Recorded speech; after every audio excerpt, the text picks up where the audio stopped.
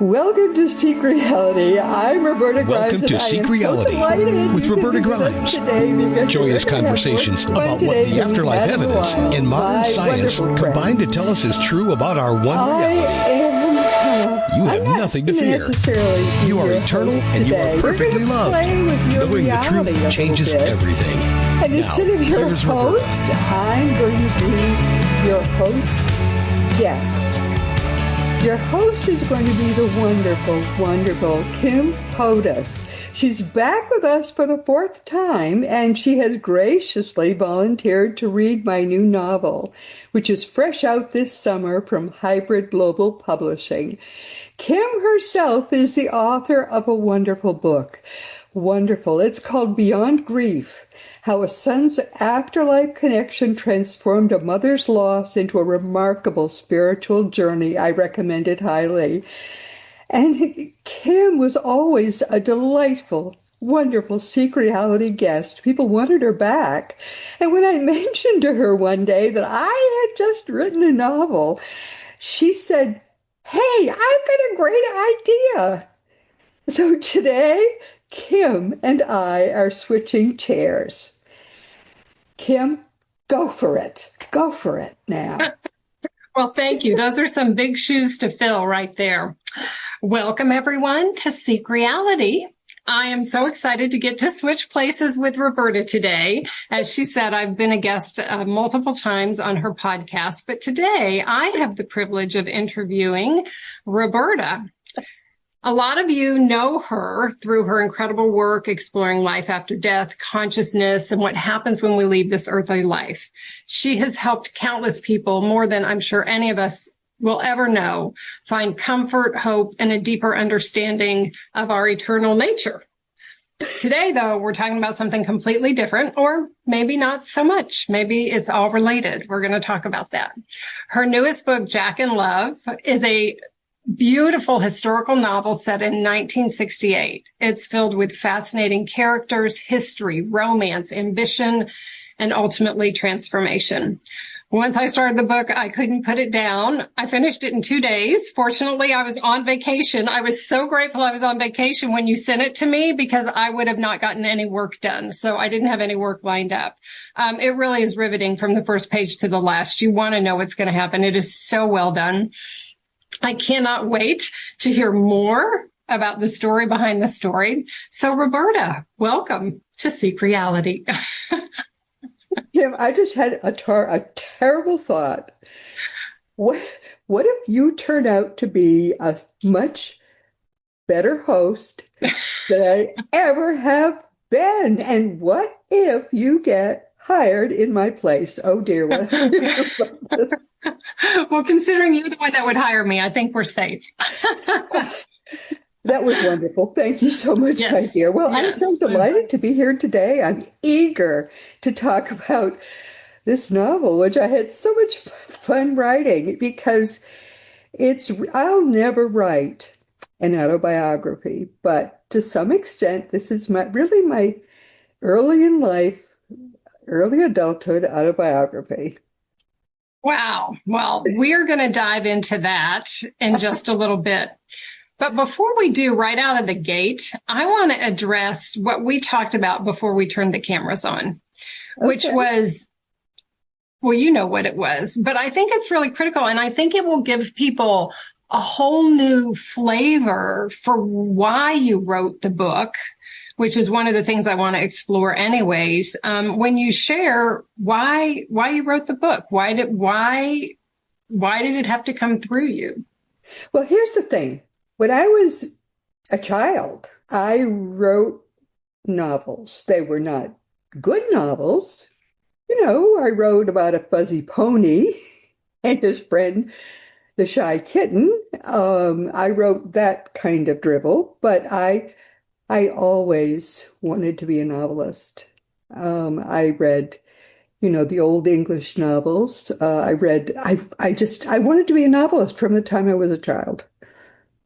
And I wrote, I'll tell you later about a wonderful novel that I wrote, very, very lovely novel. It was was actually published by Doubleday in 1993, and they made a mess of the publication of it, to the point where I never wrote another novel for many years. But here's the thing. If you wrote a novel that Doubleday published in 1993, and then you decided that you were not going to live that kind of life, with Doubleday messing up repeated novels for you while you tried to live a life, and then you therefore did Plan B, which was to become a lawyer and then also teach people about the afterlife, which you had studied and knew a lot about. That was your Plan B life, and you lived your Plan B life. You were full of regret, and that's the worst word in the English language, is regret. So eventually you're going to think about that Plan A life that you never had lived. And so I decided I might try it again. There are ways to publish now that are not self-publishing, but that allow you to keep control of your work. And so I wrote a novel.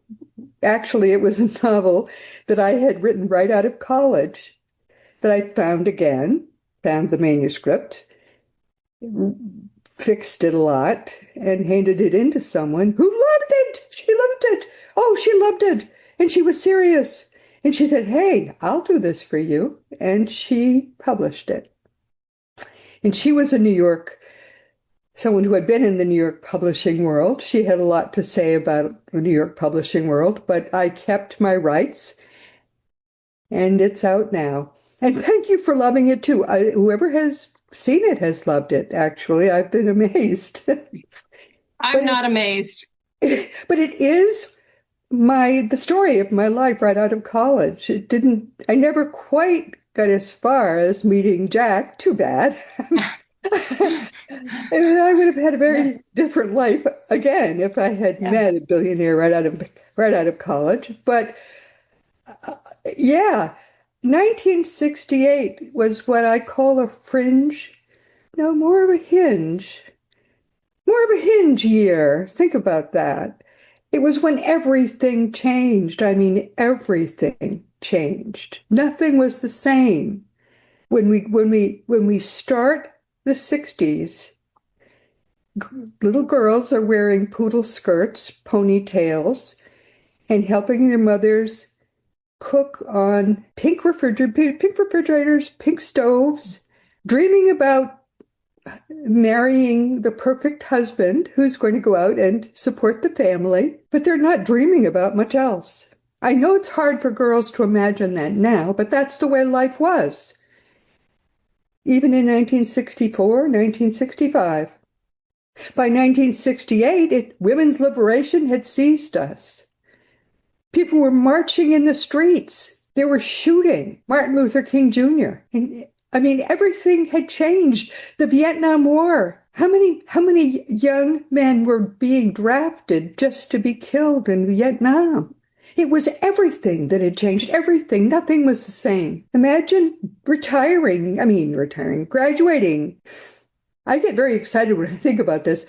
We didn't know that was a hinge year and nothing would be the same again, ever. But that's the way it was in 1968. Well, you certainly bring it to life in the book. And you mentioned how different your life would be if you had met Jack right out of college. So I myself fell a little bit in love with Jack. I don't know anybody who reading the book, any woman that wouldn't. So he's a very unique leading man. Tell us a little bit about him and where that character came from. Well, Jack has Asperger's syndrome, which is high-functioning autism. Not a bad thing. Elon Musk has it. Many of the brilliant young men who founded our future in Silicon Valley had it, and they turned out pretty well. A lot of the young men who have it, and usually it's men who have it, are very bright, but they're not socially apt. They're not good with people. And Jack has a number of problems. His father was an international gangster, in the 30s. That was the time when men were gangsters, if they were going to make any money at all, because it was the Great Depression. If you think about the 60s and what came before it, we had 2 world wars, right? And immediately then we had Vietnam, there's a 3rd war, and then we had Korea, that's a 4th war. So it was nothing but wars, depression. I mean, this was a lot crammed into 60 years. It was a rough time to be trying to make a life. And the Greatest Generation got us through all of that. Of course, then they came home in 1945, and the first thing they all wanted to do was have babies. And so they did in 1945.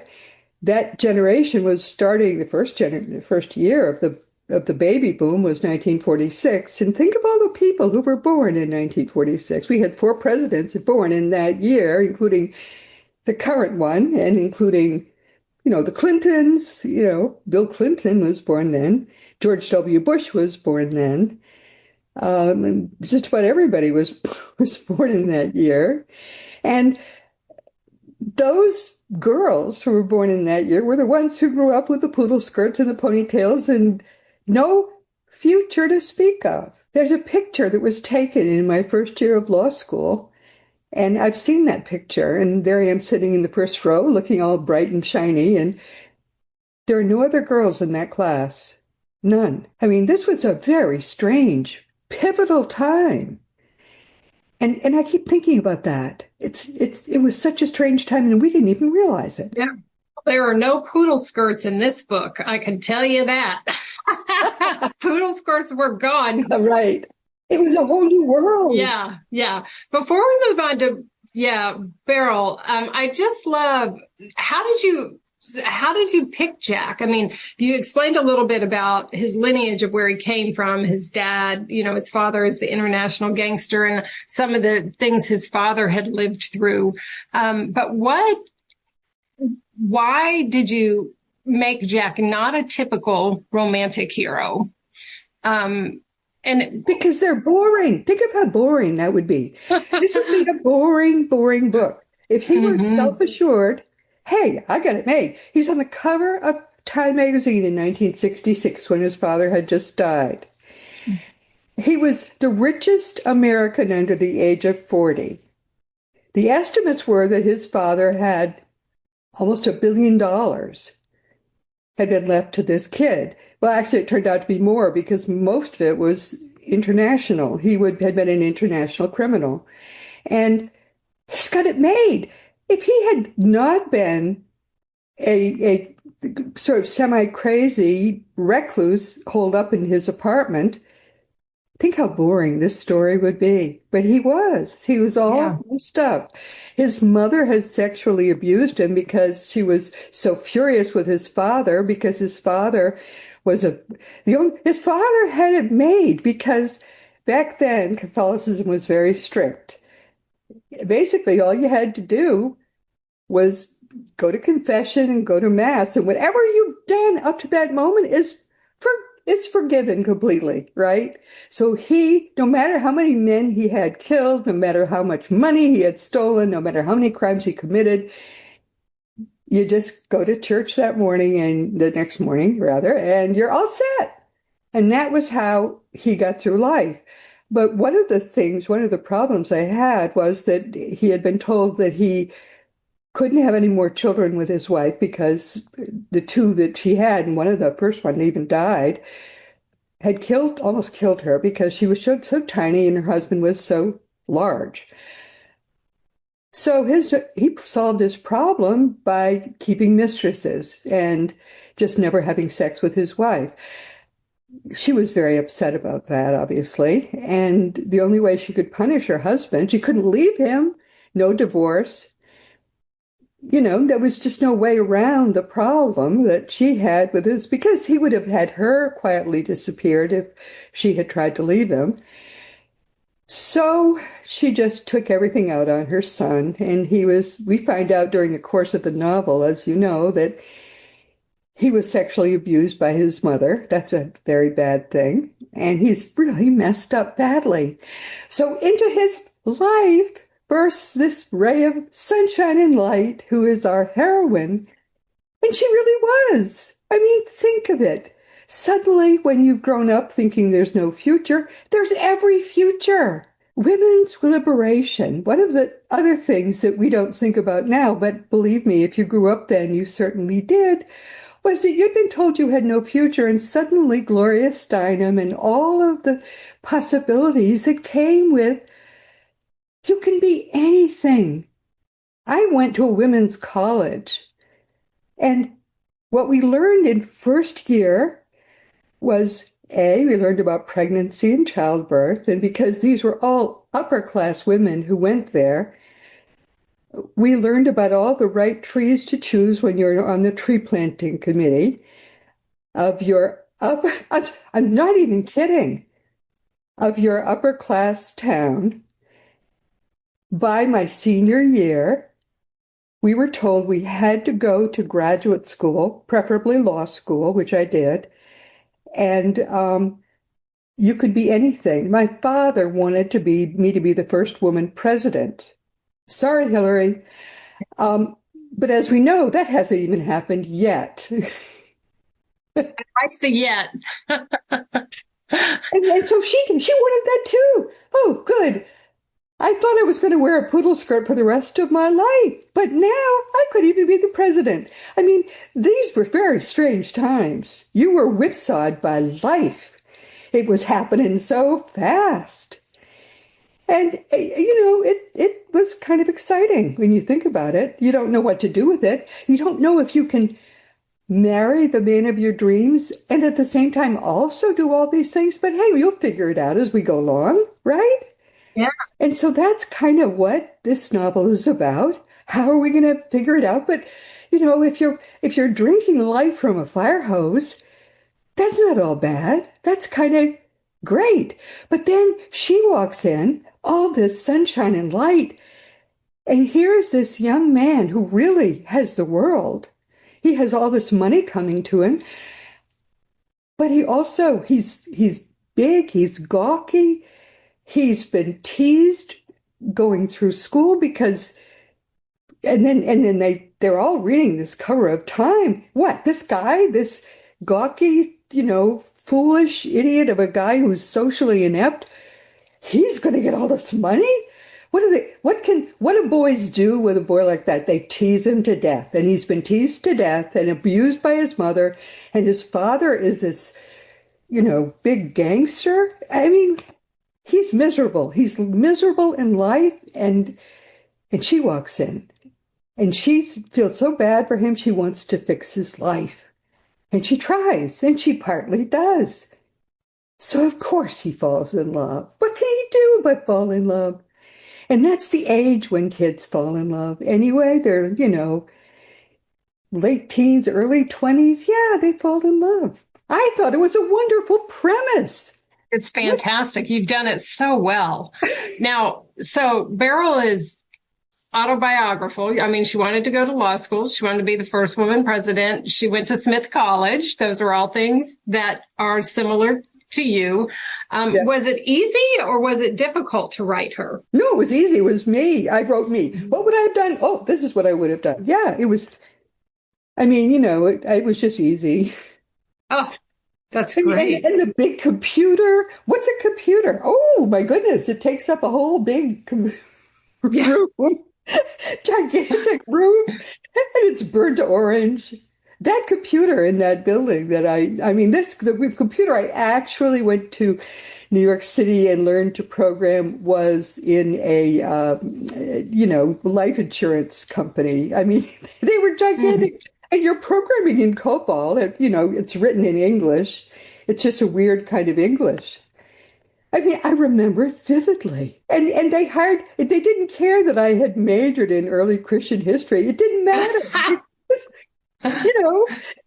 Yeah. They thought that was great. And the boys in the class, it was a COBOL class because we were learning that was a language. I think that's what it was called. That's what I remember it was called.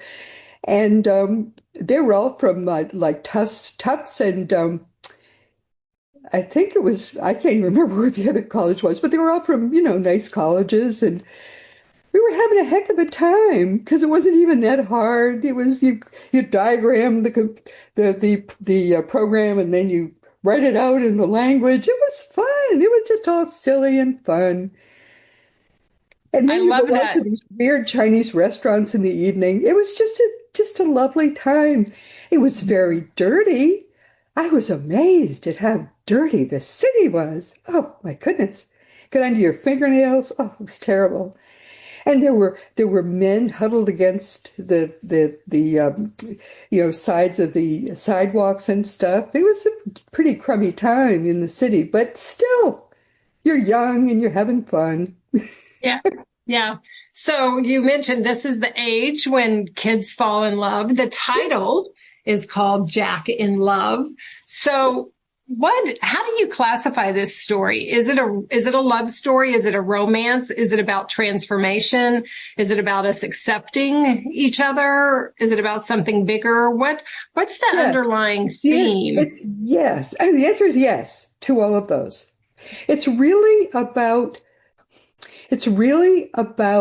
that time and place and about how what life was like for people there. I mean, a younger generation wouldn't even understand. I mean, these people don't have cell phones. Cell phones didn't come along for a long time. And it was about how people come together and try to understand one another when their really backgrounds are so different. I mean, she's not by any means poor. Her father owns a business and he's quite comfortably well off. But these two people are from such different backgrounds, it's difficult for them even to come together and understand one another, although they're trying. But it's about how all of us come of age by trying to understand the culture and develop in a way that is going to make them able to, because the culture is changing so fast all around them. And it was changing so fast around me too. I didn't understand. There were so many things I didn't understand. You know who the first person was in the larger culture that I really fell in love with? Dr. King. I grew up in a neighborhood, in a city, in a town and within a city, where I never knew a person with a skin color different than mine, or of a race different than mine. I never knew an Asian either until I went to college. And then on TV, there suddenly is this man. People don't understand this, I don't think, about Dr. King, but he had this gorgeous voice, and he spoke in this mesmerizing way. He didn't speak like any person I had ever heard because he didn't sound like a Black person either. Listen to him talk. He didn't sound like a preacher. He didn't sound like a Black person. He didn't sound like a white person. He sounded a little bit like God. And if you listen to him talk, he sounded wonderful. I could just sit in front of a TV, because I would sit on the floor, and just listen to the man. And then when he was shot, I couldn't comprehend why anyone would shoot someone who sounded like that. So I was walking to class the next day after they killed him, and I was talking to one of my closest friends walking to class. And I said, "Can you believe they assassinated Dr. King?" And she said to me, "They didn't assassinate him, they shot him," with her Southern accent. And I didn't realize, I didn't understand until that minute that there was a difference between Northerners and Southerners. Do you know that girl never spoke to me again? Interesting. I didn't understand so many things about the American culture that was around us then. I didn't understand so much. And I tried to put some of that flavor in, but I didn't. That novel wasn't big enough for that. But the novel does have a second volume, which will come out next year. I think people who read the first, Don't Tell Them I, are going to be interested in reading the second one. Yeah. I want to be one of the beta readers, please. I have to wait till next year. Oh man. No, you won't have to wait. Yeah. Katie, you won't have to wait. Yeah. But that it's not a romance, but it's a very romantic novel. But it's not meant to be just romances are boring. Please, they're really, really boring. It's all only about these two people in love. If you've been in love yourself, you really don't need to read romances anymore. But this is a very romantic novel, but there's so much more in it than that. I mean, I think part of what's really interesting is watching this very screwed up young man get straightened out. That's what's really interesting. Yeah. He just needed someone to push against, and he has her, because she falls very much in love too. He has her for that. Yeah. And her devotion and her acceptance of him and who he is and the things he's been through. There are themes of belonging. There's themes of identity, of courage. I mean, there's so much in the book, so many layers that you've included in also telling a fantastic story with a lot of romance and history. And it's just got all the pieces. It's got all the pieces. But don't you love watching her learn from him? Oh, yeah. Yeah. Yeah.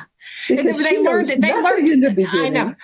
And they learn so much from each other. You know, it's really beautiful that they bring such different perspectives and they really help mold each other into a better version of themselves. It's beautiful.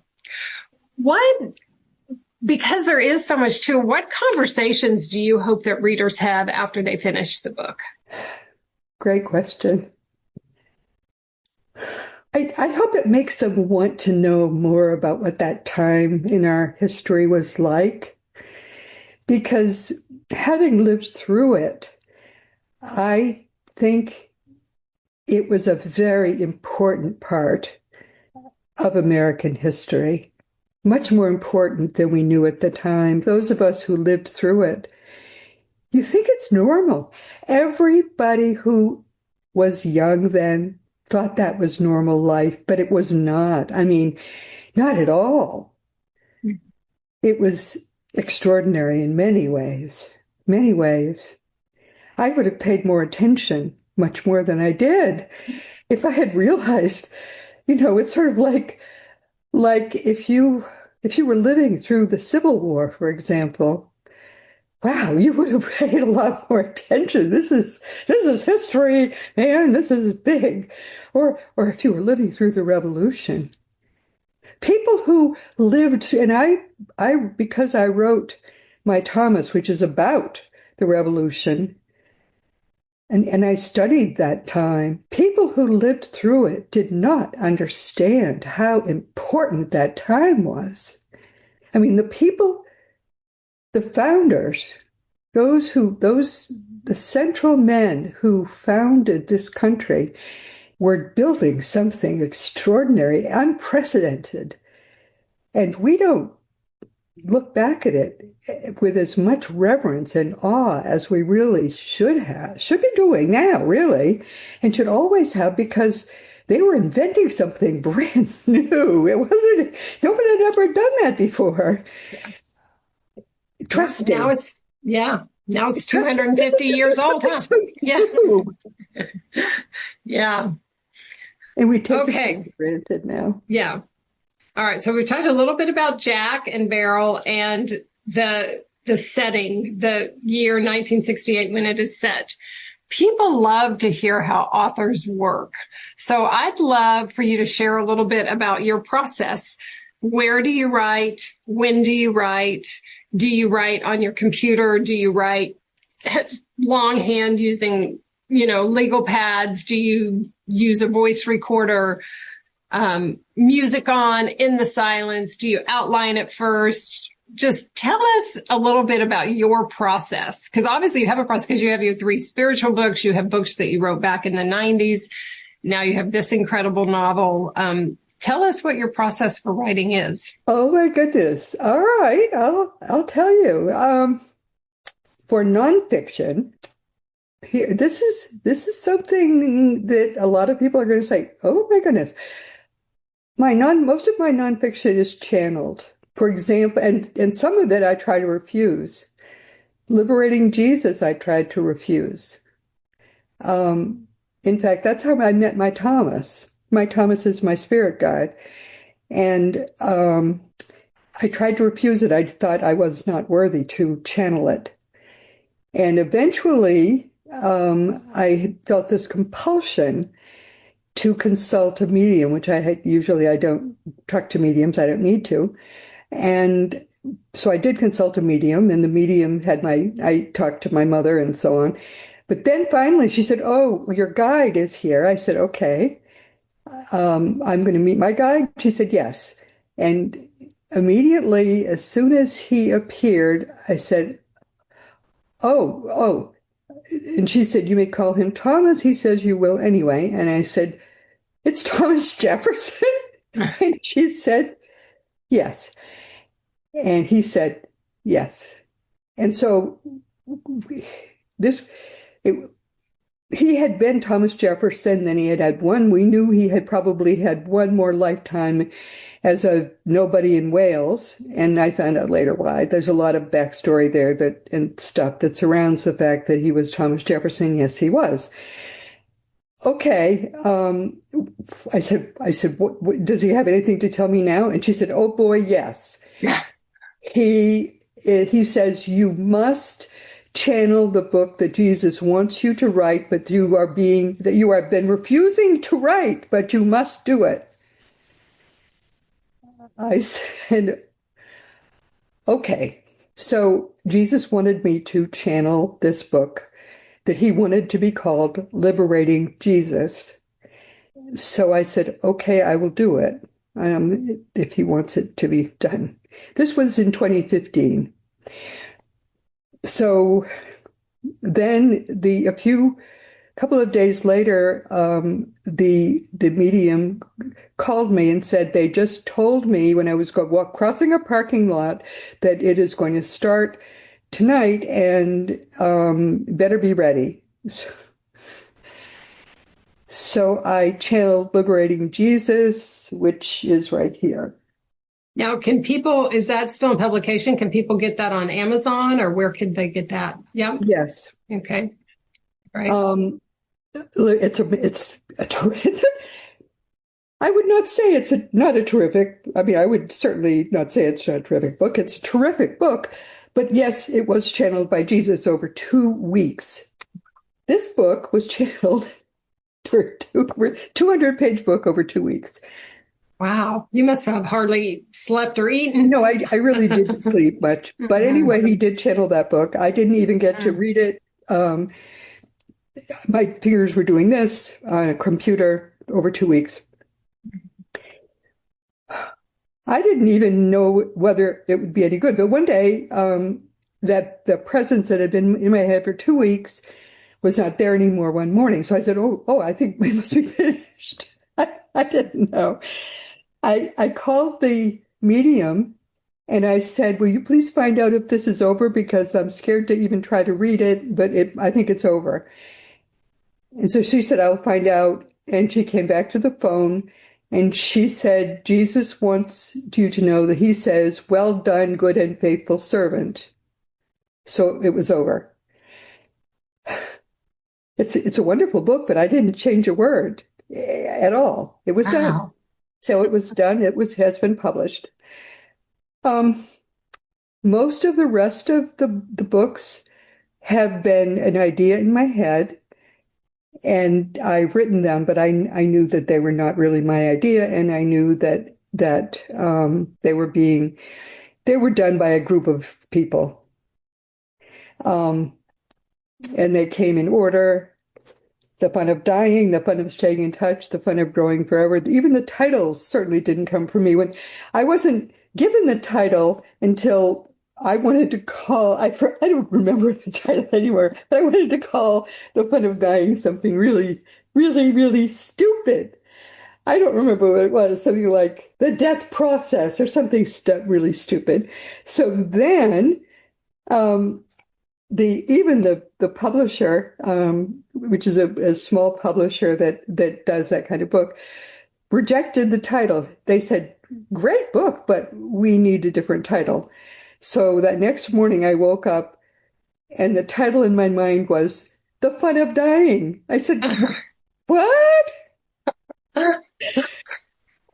So I said I called up the publisher. I said, I think that they want me to call it The Fun of Dying. He said, great title. We'll use that. Then The Fun of Staying in Touch, and then The Fun of Growing Forever. That's what they were all chosen by people not in bodies. So that basically, is fascinating. Nothing I do is really up to me. It's all them. You're listening. You're paying attention. Yes. No regrets. No regrets. Right. So what about Jack and Love? Was it that, or was Jack and Love a little bit different? Because it's obviously a different kind of content, I would assume. I believe that I have yes, but my Thomas, my guide, says I have a team for fiction as well as for nonfiction. And he tells me most people do. Most writers have teams that work with them. If you are going to be a writer, you have a team that works with you. If you're going to be a surgeon, you have a team that works with you. People don't work without a team. You have a team, my darling. We all have guides. Yeah. Yes, I'm not giving you any new information at all, I'm sure. Well, no, that is kind of new. I mean, I know I have Rob, but I haven't thought about a team. That's a cool concept. And I bet it will be to listeners too, that we all have a team that supports us in whatever we do, whether that's writing or programming a computer or any craft we want to learn. Is that what you're saying? Ask your son, do you have a team? I believe he will say yes. Yep, he is right now. So the swear. So I was going, hell yeah, Mama. You weren't aware? I love it. I love it so much. Yes. Be nice, Rob. Be nice. I'm learning. Yeah. I'd love to do a fun little lightning round. Okay. Although I am curious, if you wouldn't mind, because I'm curious, so I'm guessing that maybe some other readers would. Like, I would love to know, though, do you write in the morning? Do you write at night? Do you write on your computer? Do you handwrite? Do you outline? Just any of those, like, structural things, or does it all just kind of come to you in, I don't know, kind of, like, does your team just kind of present it to you, and it just comes through you regardless of what it is? It just comes to me, but If this is multiple choice, do I write it in the morning or write at night? I do split sleeping. I go to bed very early. If possible, and this is easier in the winter, I try to go to sleep before 7:30. And then I wake up shortly after, around 1 o'clock. And I usually write until about 4 or 5 in the morning, and then I go back to sleep. And then I wake up with the sun, usually around 7:30. And I sometimes write in the daytime, but usually I'm revising or editing, in the daytime. I usually do the writing, comes easiest around midnight or 1 until about 4 or 5 in the morning. That is fascinating. That's fascinating. Much easier to write then. It just flows. It flows. Yes. Well, and I know that that's when the veil is the thinnest, I mean, yeah. All right. So let's do a little lightning round. I'm just going to ask you little questions. Okay. What character made you laugh? Made me laugh? Oh my goodness. I think each of them did. Usually, well, I think Jack did because he was so stupid sometimes.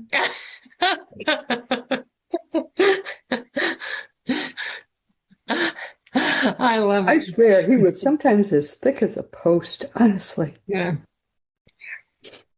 What character challenged you the most? He did that too. Yeah. Jack's pretty central. You have to love him, but sometimes he was so dense. Yeah. And I would even literally say, can't you just give us a break once? Can't you make it easier? But he didn't. No. Who would you have wanted to have dinner with? Well, it was probably him too, because the thing about him was that because he was so often alone, he would read about things that were so interesting. He did a lot of reading, but I don't think that comes through as much after I had finished editing it. But there were things he would talk about that, you know, who he's really patterned on? He's patterned on my husband, who also has Asperger's. And he will get into some topic that he's interested in, and he will dig into it. And sometimes Jack would do that too. But a lot of what he researched didn't make it through in the novel. And that's unfortunate because he had some wonderful ideas. Sorry. Yeah. Well, we still got his essence. It came through. So if Hollywood decided to make this into a movie, who would you want to play Jack and who would you want to play Beryl? You know something, you're not the first person to ask me about Jack. I don't think there's anybody tall enough. I know. All I can think of is Tony Robbins, that huge, but he's not got the right energy. No, and it would have to be, I'm not really sure. It would have to be somebody who's, I'm not really sure. I think they'd have to go searching for some newbie. I don't really know. Yeah. I think about like The Blind Side, they had to find that big kid to play Michael Orr. They need to go find some undiscovered star. Who would you want to play Beryl? I don't know. I used to think about that. I don't know. There are a few who could, I think. I don't really know. What do you think? It's funny. All the actresses I love are more, all right. I think about Sandra Bullock or Julia Roberts, but they're too old to play that role now. Sandra Bullock. So So, what scene would you absolutely demand had to stay in the movie if they tried to cut it out? Oh, there are a few of them. I don't know. There are a few of them where she stands up to him and I would want to see stay. I don't know. Yeah. She held her own in the face of the power. She did. And I love thinking of you as that little Spitfire ray of sunshine. Well, the standing up for yourself. Yeah. But I think that was good because that was how she finally learned how to grow, because she never had to do that when she was young. I mean, you kind of see that in her, that she never, ever had to stand up to anybody. She was sort of a princess. But then suddenly, I mean, when she decided I'm leaving, and then he had to outfox her, and he had to figure out how to do that. He'd never had to do that before either. That was when they first stood up to each other. And I think that was a good scene where they had to first figure out who's going to outfox whom when both of them but they've never had to do that before. Yeah. When that scene came, and I didn't sort of write it, it sort of appeared there on the page. I said, "Whoa, that's pretty good." I didn't even know who was going to win, actually, that first time. I didn't know if one of them was going to win, and they were going to have another scene where we figured out who was going to win finally. One of them had to win finally, but that's what's fun about writing when you're not really in control, because eventually soon the characters take over. They are the ones who show you who's going to win. You don't really know. You can't manipulate them.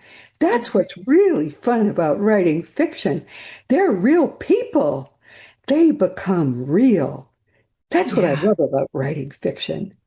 Yeah, I saved I told you I was on vacation and we were in our family cottage in Maine, and I saved, when I got towards the end, I saved it till the next morning so I could get up and have my coffee with them because I knew I was going to have to say goodbye to them until the next edition comes out. And I wanted that moment because they do become real people to you when you've invested so much time with them. Yeah. I love that.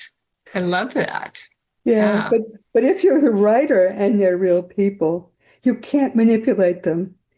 If you try, it's a useless, it's a useless novel. They're just paper.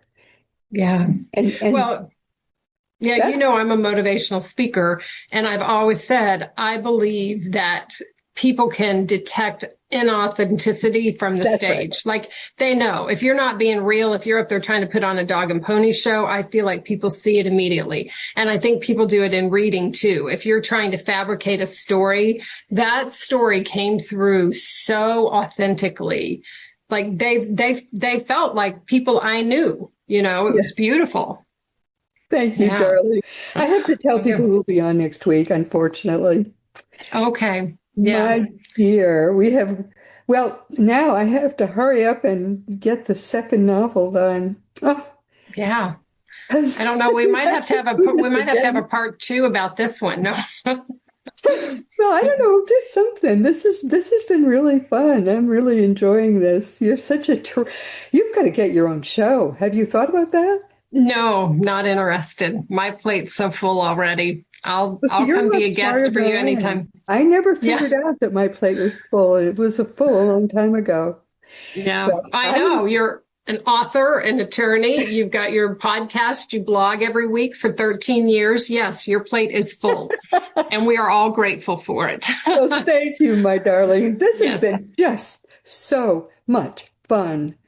I agree. You stay right there. I just have to tell people I'm going to be on next week. Oh, my goodness. Okay. What a giggle. This has been a riot. Oh, I have to go and find my notes to talk about. Okay, while you find your notes, I'm gonna read the closing that I wrote. Okay. Roberta, thank you so much. It has been a wonderful conversation. I loved getting to peek behind the curtain and hear not only about the story, but about the process and more about you. I feel like, I don't know how readers feel because you're always focused on somebody else, but what a treat for all of us to get to learn a little bit more about your history, your dreams, how your process, how this all happened. So I just want to thank you for sharing your story, your heart, and all your gifts with us today. So thank you so much. Oh, sweetie, that's beautiful. Well, to tell you the truth, I think you're a terrific interviewer. Maybe we'll do this again. Maybe we'll just do it all over again just because it was so much fun. I think people would love to hear about your other books, the fun of dying, the fun of staying in touch. I didn't even know you'd written those, if I'm honest. I think that'd be fascinating. Maybe we have to do that too. We'll talk about it. Yeah. Okay. But meanwhile, everybody, we have come to the end of our time together, and this has been Seek Reality with Roberta Grimes. Please never forget, you are a powerful, eternal being, and you never began, and you began, and you never will end. You are eternal by definition, and when you get the implications of all of that, it blows your mind. And it changes everything in your life for the better. Next week, we're going to be talking with the Australian spiritual teacher, Ina Segal. She's an intuitive healer, a pioneer in grounded practical spirituality, and she has a new book out. It's called Understanding Modern Spirituality. It bridges ancient wisdom and contemporary insight, and I haven't even seen it, but it sounds wonderful. Please be sure to join us next week. And this week, our host, Kim Hodous, has given me the most fun I have ever had, I have to say. I loved being interviewed. I think I'm going to try to become a professional guest. Frankly, I began my idea wanting to be a novelist. I published a book, My Thomas, which Doubleday botched badly in 1993, so I gave that up. This was my plan B career. I was going to be a lawyer, and frankly, I needed to teach the afterlife because I had done the research. I had to show you that you are yourself are an eternal being. But one day I asked myself the question that I'm going to ask each of you now. My cherished friends, my darlings, I love you. So I have to ask you this. Is there anything that you still would like to do in this lifetime? Then I'll ask you my question. My question was, if not now, then when are you going to do what you want to do? Our guest host today has been Kim Hodous, and her book is Beyond Grief: How a Son's Afterlife Connection Transformed a Mother's Loss into a Remarkable Spiritual Journey. And my new novel is Jack in Love. And yes, there will be a sequel. And yes, Kim will again be our beautiful, beautiful host and interview me. She waves her hands. Oh, Kim, this has been so much fun. But, you know, I do have to say, we finally are so far over time that we're unfortunately well into next week. And so therefore I've got to say, and meanwhile, this has been Seek Reality with Roberta Grimes. Please, everyone, enjoy. Please make the most of this coming week in our one reality, always knowing that you are a powerful, eternal being. You never, ever must forget that. Always knowing that you are a powerful, you are an eternal being. And you, most of all in this entire universe, you are in particular infinitely, eternally, perfectly, and forever loved. You've been listening to Seek Reality with Roberta Grimes. Roberta blogs and answers questions at robertagrimes.com. Join us every week as we explore what the afterlife evidence and modern science combine to tell us is true about the one reality we all share. Knowing the truth changes everything.